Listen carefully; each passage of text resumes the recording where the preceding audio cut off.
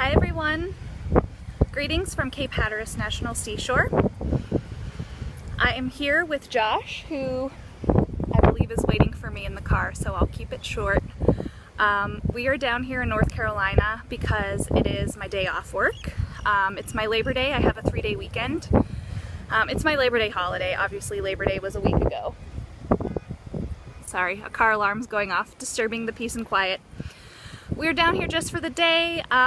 We're about 2.5 hours from home right now, and it's pretty gray. I'll give you a little tour behind me and around me in a minute, but we've managed to time our adventures today pretty well so that we haven't been out and about in the rain too much, but it's definitely rolling in here soon, so I will make this quick so I don't get rained on the beach. I don't know who's familiar with the Outer Banks, but it's a very narrow strip of land that is off the coast of North Carolina.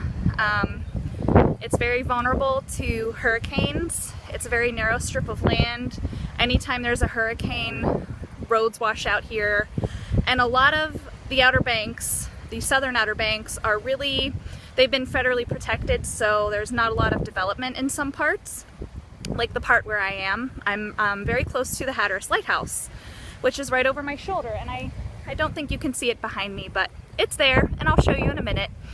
But yeah, we've had a really nice time. We drove down and came to our favorite restaurant, Kill Devil Grill, and had lunch, and we kept on driving, and our first stop of the day was knitting addiction, which I'll tell you about more in the next episode of the podcast. And we drove all the way down to Hatteras Village, and we went to a coffee shop, had some coffee. I had a Mexican hot chocolate. It was delightful.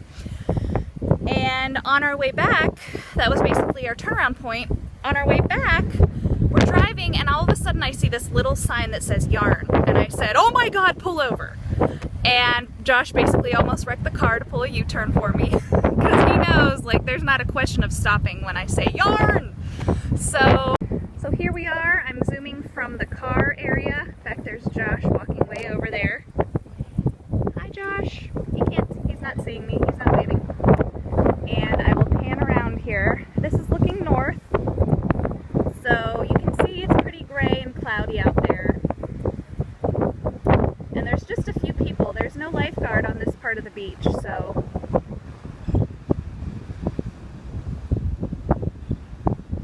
there's a few people out surfing and bodyboarding.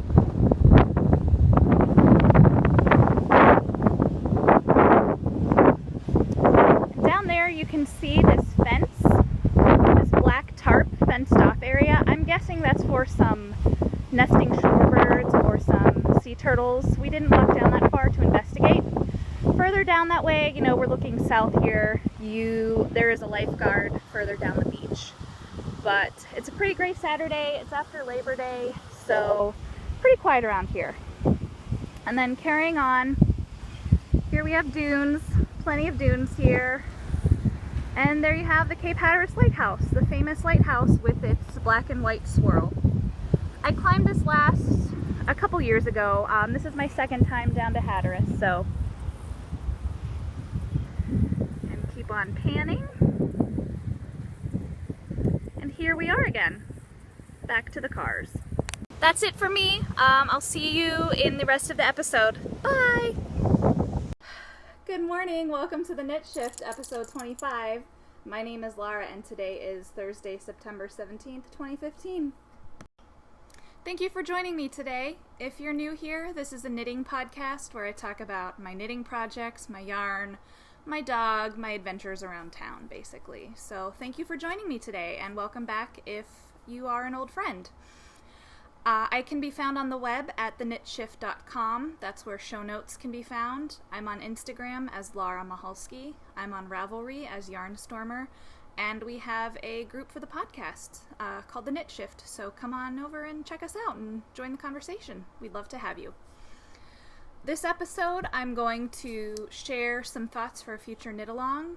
I have a question from a podcast friend, and I have to eat my words a little bit, and I'll get back to that later. It's been a really good week around here. I went to North Carolina over the weekend, obviously, as you can tell from the intro.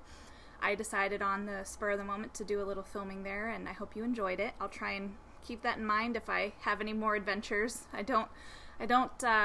I'm pretty busy these days, and as is my boyfriend, so we don't gallivant around as much as we would like to, but we had a really nice day last weekend, and I'll tell you more about that later.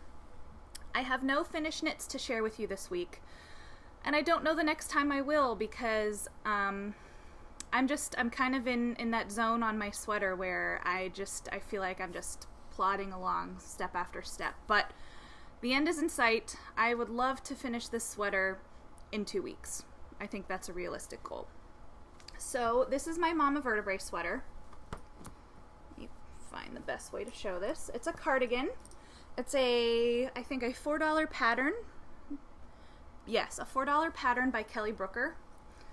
And last week I was knitting, it's hard to tell, there's no button band on it, and there's not much of a front to this cardigan. It's really just meant to cover your back, and it really cuts right along the edge of your bust here. Last week I was on the cuff of the sleeve of the first sock. I have all sorts of ends around here. I was right around here. I don't have my progress keeper in. All of these stitch markers, by the way, are how I mark my decreases. I'll show you more about that when I get to the second sleeve, but I find that if I keep my stitch markers in the first sleeve, it helps me with the progress on the second sleeve to know exactly where I am. This is a pretty flexible pattern. It's very forgiving, I think, so I just kind of did the decreases where they felt right to me. So it took me a while it didn't really take me a really long time to knit the first sleeve, but I know the second sleeve flew. So anyway, I knit all of this since last week, and then while I was in North Carolina, I picked up for the second sleeve, and I am nearly to the cuff in a week, which is fantastic. This is only my third adult sweater, but I can tell you I have never knit a sleeve this quickly. I have one more. I just did the last decrease, and I have a few more rounds to go, and then I switch to smaller needles, and I will do the cuff.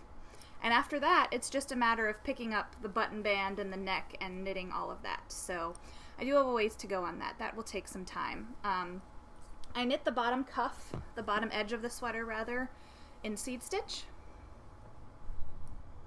And this yarn is Stonehenge Fiber Mills Shepherd's Worsted Weight in a gray, I think of it as a sweatshirt colorway. It's a really, really soft yarn. I believe it's American grown and American milled, and it's very reasonably priced. I think it's $8 or $9 a skein for about 250 yards. I'm about to finish my 4th skein of yarn, so I've used, about 1,000 yards on this sweater, and I hope to knit a very generous button band. I call it a button band, but there's no buttons. But I would love to knit like a 3-inch wide seed stitch edging. We'll see how long it takes me to get tired of the seed stitch, but I'm really loving this. I think it's going to be a really wearable, comfy sweater. In fact, I'll just go ahead and try it on right now for you. This is not my first Mama Vertebrae. I've knit it once before in Madeline Tosh DK weight. And the nice thing about the pattern from Kelly Brooker is she offers you multiple sizes and multiple weights of yarn. So if I wanted to, oh boy, how long does it take me to put on a sweater? If I wanted to knit it in fingering weight, DK weight, light worsted, or heavy worsted, the pattern has all of those options. So, of course, it doesn't have the button band, but here is sleeve number 1. It's a little baggier here than I would have liked, but I think it might block out a little long. But I kind of wanted the cuffs. I kind of wanted to be able to pull up the cuffs. So I did 1x1 ribbing on the cuff, and the body of it is knit in a size 8, and the cuffs are knit in a size 6. The cuffs and the seed stitch edging, and I really like the stitch definition with it, so I'm pleased with that. So yeah, coming along. I would love to finish this in 2 weeks. Gracie is sitting beside me and I keep bumping her with the needles. I'm sorry, Grace. She just wants to sleep. She doesn't know why I'm disturbing her beauty rest right beside me. So yeah, she's joined me on the chair for definitely the last 2 episodes, if not more, so this might become a regular thing for her. So that's my first work in progress. I also have a sock to show you. I had a lot of knitting time this week, only because of the trip to North Carolina. We drove about 3 hours each way, all in all. So Josh did the driving, I was knitting, and it was glorious. So I knit a good 4 or 5 inches of that right sleeve in the car, and the rest I knocked out over the rest of my weekend because I had a 3-day weekend. So I'm on sock number 2 of this pair. Here's where I was last week. I was about 1.5 inches into the foot of the sock, and right now I am halfway through the heel turn. I just didn't have time to pull it off before I filmed today. This is a Zauberball, a German sock wool. I believe it's about 420 yards, merino nylon blend. It's a rather thin fingering weight. Let's see if I can kind of hold it up here. It's pretty thin. I used are these a size 1 or a 1.5? I do this every episode. Size 1.5, aka 2.5 millimeters. This is obviously, hopefully the color shows up. It's a hot pink, fuchsia, purple mix, and this little perfume stitch marker is from the Homespun House, from her Molly's Etsy shop. So this is how much I have left in the ball, and I will say one downside to this is this setup of the ball is as you unwind the yarn, you can see how loose some of this ball is. It comes in the ball when you buy it. I've had to cut the yarn a few times because so much yarn fell off of it that it got tangled, and I couldn't untangle all of the knots, unfortunately. So I had to cut it twice, including on the foot of the sock, which concerns me a little bit. I don't know if you can see. Well, I'm going to weave the ends in really well, and hopefully that'll get it, but there's the little hole, if you can see it right there. So I'll weave in the ends, and hopefully it won't wear too poorly. We'll see. But here was the first sock. I wear size 11 shoes. I don't know if I've said that recently, but I have big old feet. I like to knit socks toe up. I start with Judy's Magic Cast On. I cast on about 32 stitches, 16 per needle, magic loop. I increase every round until I get to 48 stitches total, aka 24 per needle, and then I change my increases to be every 3rd round. So I think that gives it a nice rounded toe.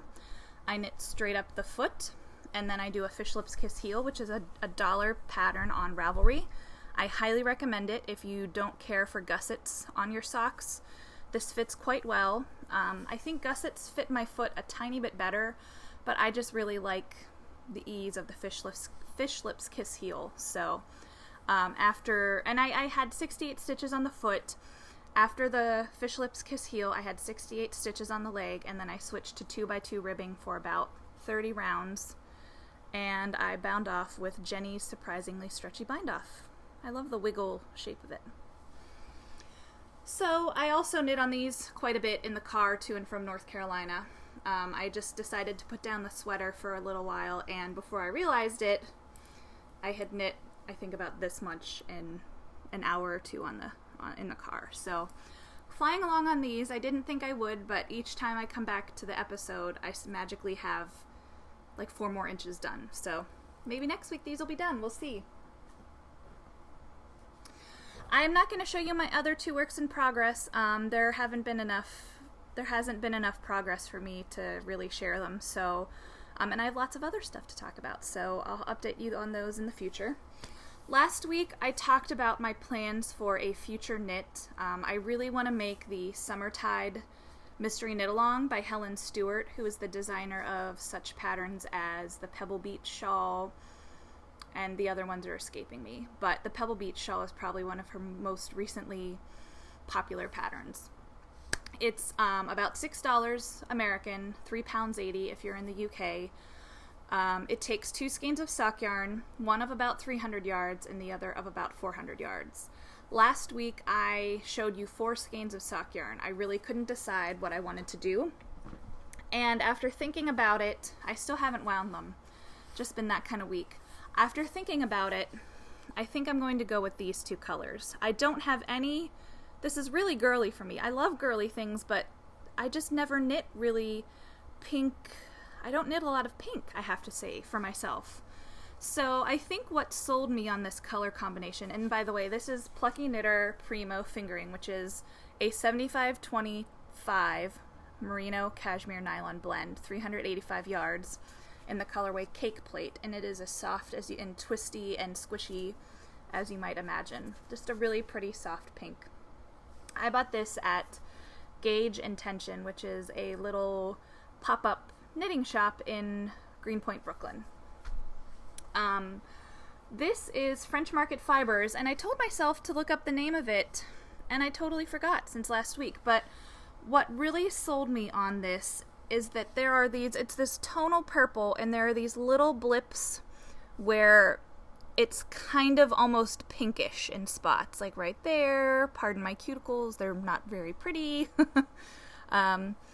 There's just some blips where it looks kind of pinky. It's coming out brown right here, but it really is kind of a mauve pink color. But I just love this tonal purple, and I think the two of these will make a really pretty shawl. And I am spoiling myself, and I'm looking ahead to see what Clue 1 looks like.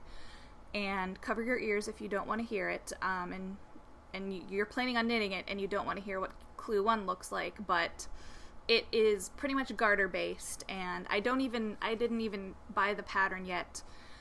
I really want to cast it on, but I'm kind of forcing myself to finish the sleeve on my Mama Vertebrae and picking up for the button bands, which will be a long process. And once I start that and get that going, I think I will allow myself to pick up, to wind these up and start the Summertide Mystery Knit Along. So stay tuned for that. So that brings me to my plans for a new Knit Shift Knit Along. I have been thinking about it for a little while, and I couldn't really come across a theme. And all the while, I kept thinking about how I don't plan on knitting any Christmas gifts this year. I have knit socks for my mom, my dad, my brother, and my sister-in-law for each of the past 4 years. So Christmas 2011, 12, 13, 11, was it all the way in 2011? Yeah, 11, 12, 13, and 14 Christmases, I've knit them each a pair of socks, which I'm in no way complaining about. I love knitting socks for family, but even last year, my mom was like, you know, I probably don't need socks this year. And we all know it's not about needing knit socks. It's just they're a treat for your feet. But I understand where she's coming from. But I'm also the person that has about 60 pairs of hand knit socks in her drawer, so I also don't know where she's coming from. So I was thinking about it, and in past years, I have started my Christmas knitting in the summer. You know, I would knock out socks for my dad, who has size 13 men's feet. I would knock them out by June or July. I remember even knitting a Christmas gift in May a few years back, and I just haven't been, I've been so, you know, it's been a kind of a tumultuous summer. I got a new job at the news organization where I work. My boyfriend left the news organization, and he's in school full-time now. I just haven't really been thinking much about Christmas knitting, and when I do knit, it's been for friends having babies or for myself. And I have had friends and my mom say to me, you need to knit more for yourself, and I try to. I just like to knit. I really do like to knit for others, but all of this is a way of saying I think I would like to host a knit along where before Christmas you knit something for yourself.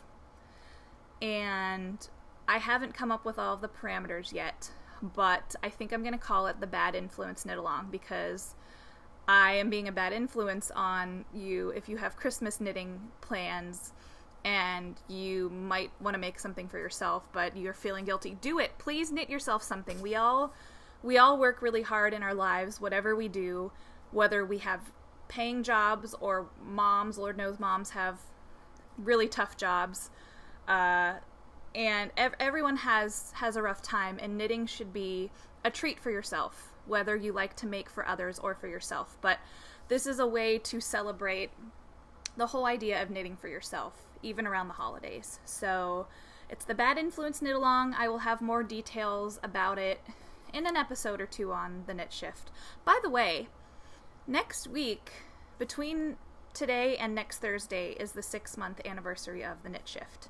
So I just want to say thank you again for watching and spending time with me and sending me messages, and I really, really appreciate it, and I love hearing from you, and I just love talking about knitting, and I love talking about knitting with, I like to hear about other people's projects and why they want to make them, and that to me is one of the best aspects of knitting. So thank you so much for watching, and 6 months isn't that big of an anniversary, but it is to me, because when I started this on March 21st, I did not think, I don't know, I just had no expectations, but every one of my expectations has been blown away. So thank you very much.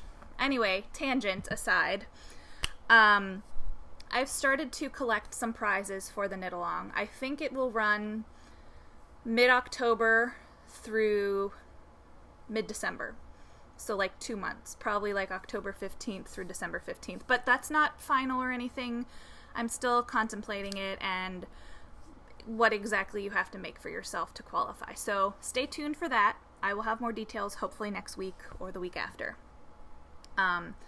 So this brings me to yarns. And you know, last week I said, this is the part where I said I would be eating my words. Last week I said, I'm really trying not to buy yarn because I'm going to 2 fiber festivals in October. I'm going to the Fall Fiber Festival at Montpelier, James Madison's estate in Orange, Virginia. I'm going there October 4th, which is a Sunday. If you're going to be there, let me know. I'd love to see you. I went last year and it's a fantastic festival. And last year, by the way, might have been a pinnacle in my knitting life because my friend Melissa and my friend Melissa lives in Charlottesville, and I went and I spent the night at her place and we drove up together. It was so much fun. And you know, it's fall and it's the mountains and just rolling hills and beautiful horse country, that kind of thing. But we get there and there's this animal petting tent and we got to hold a 5-day-old lamb. Like, it was just the tiniest thing ever. It's way back on my Instagram if you want to see a photo of it. But it was just like, you know how knitting makes you so deliriously happy sometimes. Like if you've made friends through knitting and you've gotten to meet them after years of friendship and you go to a fiber festival and it's just like being high on life, you know? It's just wonderful to have that much happiness in your life, for lack of a better description. Anyway, holding this lamb was all wrapped up in that whole idea because it was so docile and sweet, and it was just, you could hold your hands around, this was its midsection. It was so tiny and sweet, and it was like a highlight of my life. I don't know, maybe that's silly, but it was just the most wonderful thing, holding that sweet baby lamb.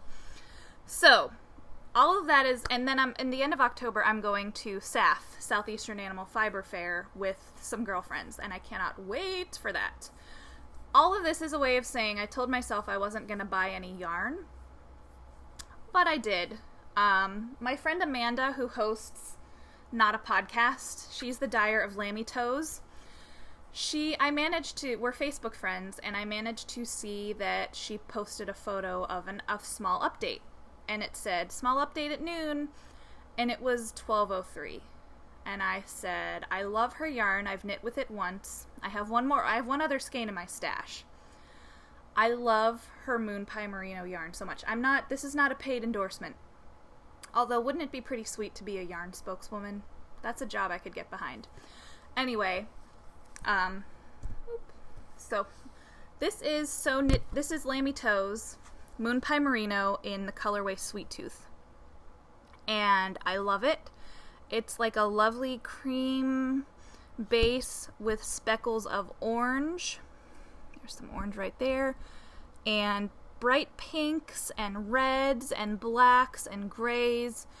I just think her yarn is exquisite. I knit a baby sweater out of this Moon Pie Merino, and it's just so soft. Like, I know that this is a merino nylon blend. Here's her tag. I love her sweet little lammy tag. And then it says, hello kitten, Lammy Toes, 7525 superwash merino nylon, 463 yards. It's so soft, it feels like it's cashmere. I don't know what base this is, but I love it. And I think this is going to become a pair of socks for me. If I get my act together, someday I'm going to buy 2 skeins of her sock yarn at once. And this was the only one available, I should point out. But she's going to have an update soon, and I'll link to her shop in the show notes. Now that her kids are back in school, I think she's dying more. So I want to buy two skeins of her sock yarn someday and knit myself really tall socks. So I love this yarn. Oh my gosh. So, and it got here super fast. She shipped it the day I bought it, and it was here yesterday. And I don't remember the day I bought it. It was like 2-day shipping, so it was really fast. And she sent me a sweet little note on it, which was super nice. So thank you, Amanda. I love your yarn. You are my dealer, and you are my supplier of beautiful yarn, and I appreciate that. So, what else? Well, so one skein you're like, okay, Laura, that's not that bad. You know, you broke your word that you weren't going to buy any yarn. Well, let me tell you about my trip to North Carolina later on, because there is more yarn to show you. Like a shopping bag full.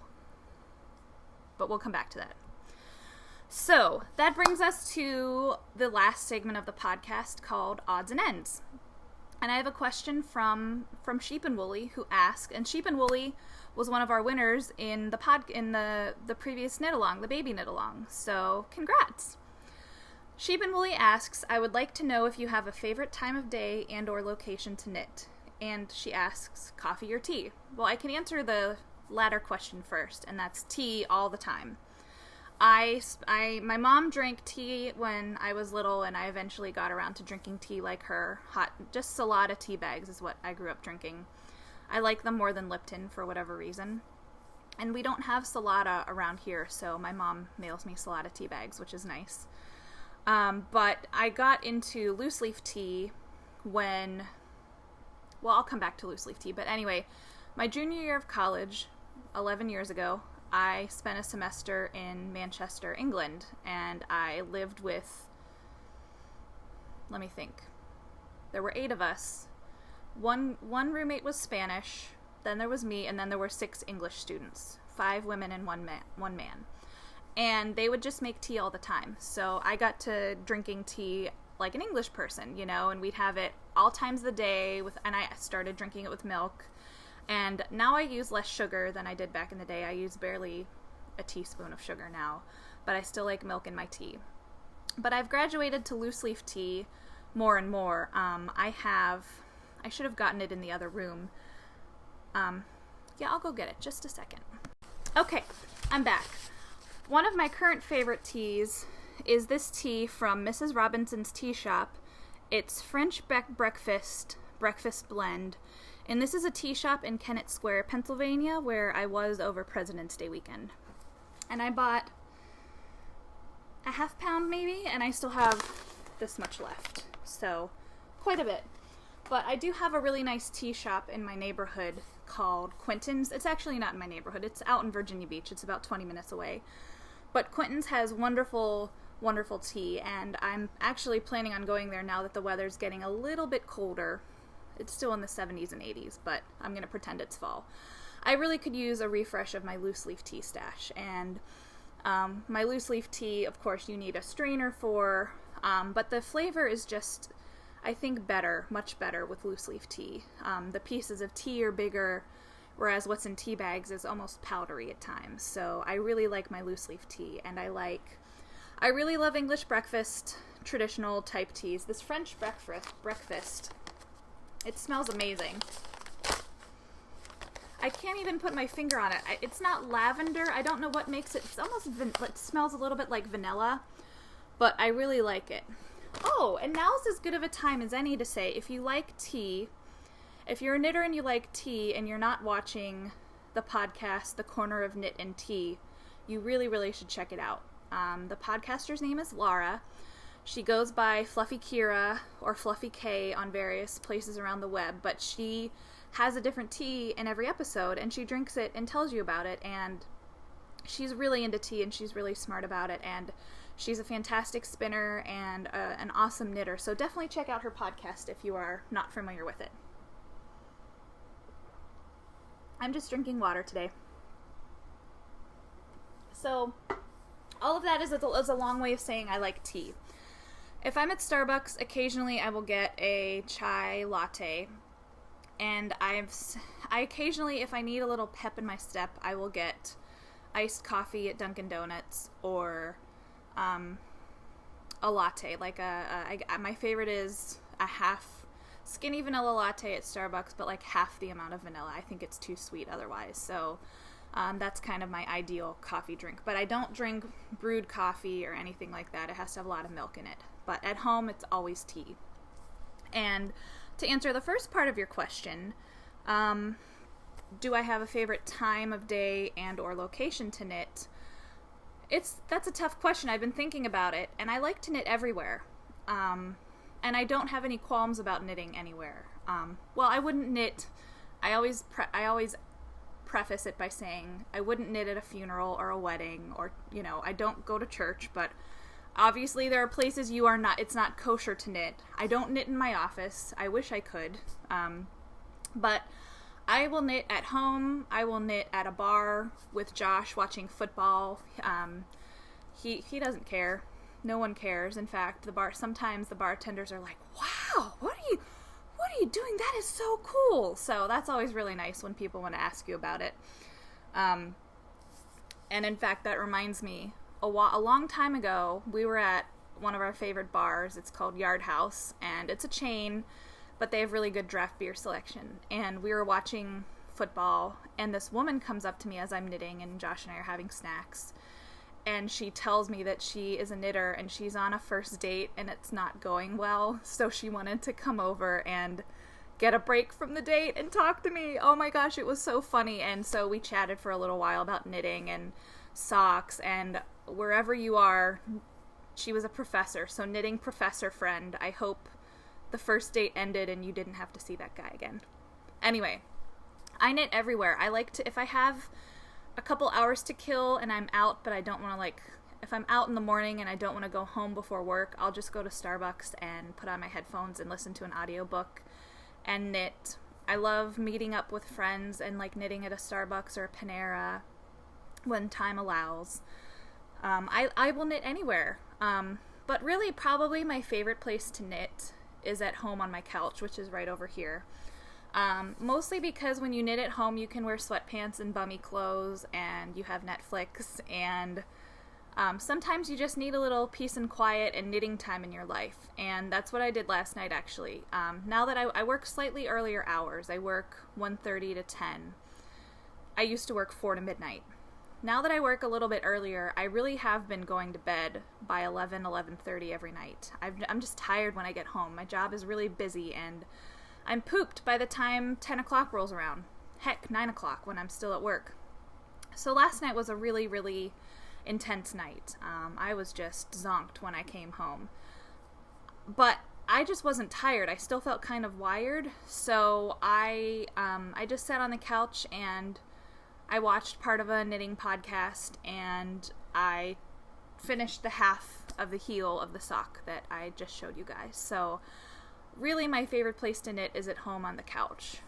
But if you guys have suggestions on where you like to knit, if there are certain places, I've thought about going to the library and knitting, because my city, Norfolk, Virginia, has a brand new library, and it's fantastic.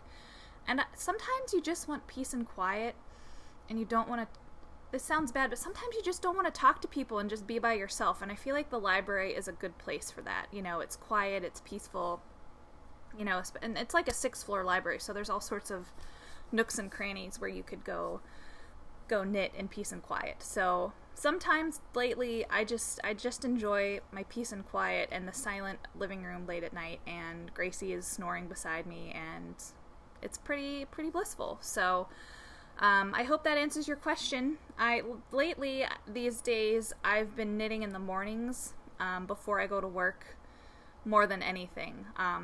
But really, the bulk of my knitting time is now on my days off of work. I might get 20 minutes or a half hour, or even an hour if I'm lucky in the mornings. But I'm trying to balance my knitting with laundry and food prepping and trying to go out for a walk with the dog, that kind of stuff. So it's always a balancing game for sure.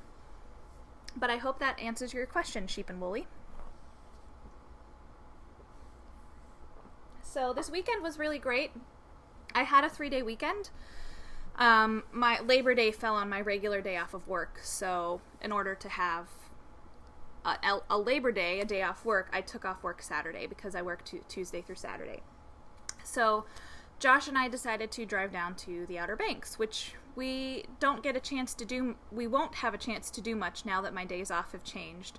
Our favorite restaurant is open Tuesday through Saturday, and it's closed Sunday, Monday, which are my days off. So there's just no way we can get there and come back before I have to go to work any day on Tuesday through Saturday. Pardon me. So our favorite restaurant is called Kill Devil Grill.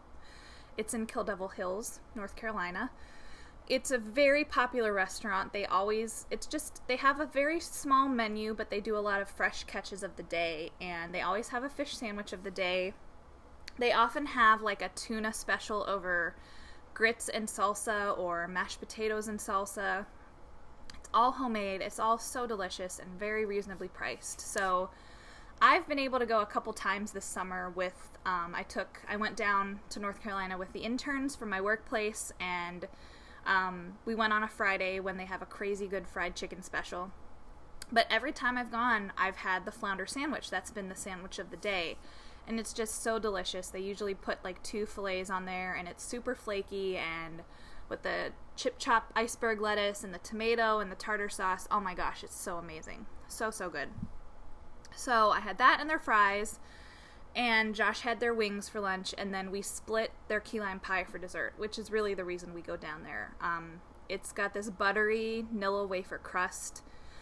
They put strawberry sauce on the plate so you can kind of dip. It's like the little sweet and tart come together. It's just a divine piece of pie. So good.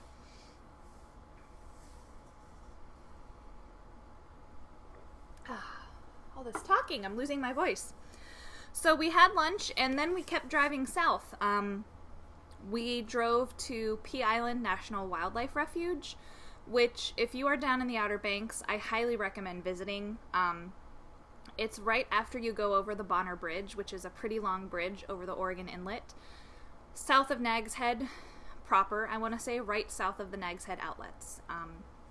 And there is a parking lot right off of the main road, and it's never crowded. And you park your car and you kind of walk through a path with some wavy grasses. It's not like high up on sand dunes or anything. This is a well-tread path. And there's like a little rocky beach you can fish at, but if you keep walking, you end up in these dunes, and you're next to an abandoned or a closed down life-saving station. There's no steps up to it, it's boarded up, but it's kind of eerie and cool. And then if you keep walking, you will cross the dunes so you get to the beach. And it's this massive wide open beach, and there's no one there. Like maybe 5 people in your eyesight range. There's no lifeguards. It's just this protected wildlife refuge, and they often have areas closed off for nesting birds. Like the piping plover, I believe, has a protected status, so that if they find a nest, they have to rope off and close part of the beach. And it could be there are sea turtles laying eggs, so it could be a nest of sea turtle eggs that they have to protect. But it's just really pretty, and I love the contrast of this wild, wide open beach with what you normally experience at a big town like Virginia Beach, Oceanfront, or Ocean City, Maryland, or a lot of the Jersey Shore towns. It's just, it's so pretty. So we just walked on the beach after we had lunch and just had a nice walk, and there's tons of shells. We picked through shells for a little bit, and the water was nice. We just walked into our ankles, of course, because we had clothes on. So really nice walk, and then we got back in the car and we kept driving south. And we went all the way to Hatteras Village. And like I said in the intro video, the Outer Banks is a very, very narrow strip of land, and you could practically see the sound. The sound is if you're heading south, it's the east, it's the west side, and of course east is the ocean. It's a very narrow strip of land surrounded by water, and it's very vulnerable, and it's very narrow, and parts of it are protected, and then there's parts that are little beachy towns, beach villages. So we drove all the way beyond Hatteras Lighthouse to Hatteras Village, which we had never been to before. We had been only as far south as the lighthouse. And we went to a really cute coffee shop called Dancing Turtle, and I had a really good Mexican hot chocolate. Oh, it was so delicious. And we hung out there for a little bit, but they closed at 3 o'clock, so we were on our way pretty soon. So as we left Dancing Turtle, this is what I discussed in the beach video. We're leaving Dancing Turtle, and I didn't notice it when we drove by it the first time, but there's this sign for an art gallery, and one of the signs underneath, it's like, studio, glass, yarn, and I'm like, oh my god, Josh, yarn. And he doesn't have to ask, he just pulls a U-turn. And when I say he almost wrecked the car, I'm only slightly exaggerating, because he nearly turned down the wrong side of the street. So he turned around right quick. They were still open. Because it's after Labor Day, I think a lot of the businesses close early, So we walk into this art gallery, I think it's called Blue Pelican, and there's all this yarn on the floor in crates. And there's sweater quantities of good name brands. And I'm kind of freaking out. Like, oh my god, sale yarn, oh! And the woman behind the counter is like, there's like 3 rooms in the back of yarn too. And I was greedy, and I had hoped the 3 rooms were all sale yarn, but no, that was the regular stock. But they had a very lovely stock of yarn.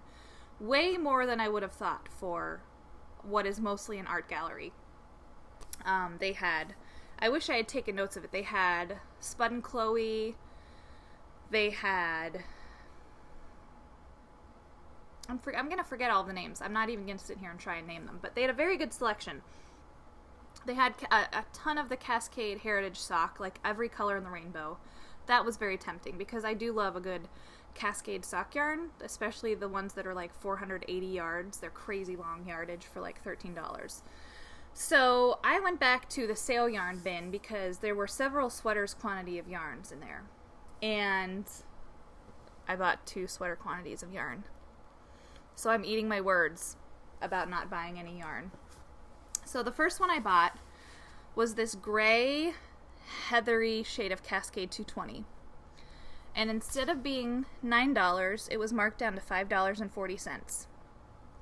And I got 8 of these. So I got like I think it's 1,760 yards of Cascade 220, which is definitely gonna get me a sweater. There's no colorway name, it's colorway 9465. But it's kind of a browny gray, heathery shade with almost bits of gray throughout. I wish the camera could pick it up a little bit. There we go, that's a little better. So, really dark color. We'll see what I make out of it. But, I mean, a sweater's quantity for like $43 is nuts. But the other stuff I bought was an even better deal. This is Ella Rae Classic Heathers. This is a worsted weight, 100% wool, and it's 219 yards per ball. And it's not super wash, so it's not scratchy, but it's not super soft. So I bought 9 of these. And this was originally $8, marked down to $4. And the colorway name is 2002. Oh, I do love the color 2002. So, all of it's the same dye lot, and it's this really pretty, slightly heathered dark purple. So, I have 1,800 yards of this worsted weight yarn. So, that was $36 for that sweater's quantity. And I have no regrets about eating my words, because I have never bought a sweater's quantity of yarn for so cheap. And I got 2 of them, so pretty exciting stuff. So, all of this yarn has been sitting here all week taunting me. This is everything I bought. And I do have the shawl I talked about tucked away in here. That I didn't buy, but literally everything else in here is what I bought. And here's the name of the place I went, Blue Pelican. So, that was what I bought. So after that, I was pretty excited. I probably had a little bit of like yarn crazy eyes going on because I love a good deal. And a good deal on yarn, oh man, don't get me started. So after that, we drove to the Hatteras Lighthouse, and we have climbed it before, so we did not go up this time. And also a storm was approaching, so we just didn't really want to go up in a really tall, lightning trap, basically, in the storm. They probably would have closed it down anyway. But we visited the beach there. The waves were really rough down there compared with how they were at Pea Island Wildlife Refuge. So after that, we kept driving back north. We stopped at a pizza place in Kitty Hawk for dinner. It's Cosmo's Pizzeria. It's delightful pizza. And we drove home, and I got to knit a whole lot, and it was a really nice road trip. Really, really nice. So I really enjoyed myself. And I'm contemplating what to do with this yarn. I would like to knit another sweater this winter, if possible. If I could finish it by February, that would be great. But I did get the Webs catalog yesterday. I don't know who else received this one, but there are a lot of nice patterns in here, and I thought I'd show you a couple that I liked. The first one is called Rye, and it's a worsted weight sweater put out by Barocco, designed by Thea Coleman, who I believe is Baby Cocktails, is her knitting persona name. But it's this really pretty cardigan with these panels down the front and on the sleeves. Really gorgeous stuff. Cropped sleeves, all that good stuff. So that was one of the things I really liked. And then, oh boy, I really liked this pattern called Cumbria from the Fiber Company. Oh wait, no, Cumbria is the name of the yarn. I'm sorry. Keswick. It looks like Keswick, but I believe it's probably Keswick. And it's this gorgeous cabled cardigan. No buttons. I'm not a fan of buttons, just as in it being a knitter. I don't feel like I'm very good at them. So having a cardigan that doesn't button would be pretty exciting. And I think the cable pattern is subtle enough that it wouldn't be too bulky on me. But isn't that just gorgeous? I especially love this cable that kind of runs out from where the V starts and goes down. So pretty. So that's another option. And then finally, the one that I really like, and of course it's the one that I don't have any yarn for, those two were worsted weight sweaters. This is a DK weight sweater. This pattern is called Hampstead, and it's called a tunic. I don't see pockets, but it's a very simple, entirely stockinette, oversized pullover. You can see it's got rolled edging, rolled neck. I don't know how I feel about the rolled edging. I think it might annoy me, and I'd probably want to put something a little more firm on the edges. But I just think it's so gorgeous and really comfy and cozy, and isn't that what fall is all about, just being cozy? So that's another option, but I think I could probably upsize it with worsted weight yarn, which I say it shouldn't be too big of a problem. I'd have to do some math. So all of that has been the episode, but again, like I said, partway through, since this is the 6-month anniversary, thank you so much for spending some time with me. I really do appreciate it, and I love hearing from you. And I'm excited to see where the podcast goes in the next 6 months. So thank you so much. Take care. Have a fantastic week full of knitting, and I'll see you soon. Bye!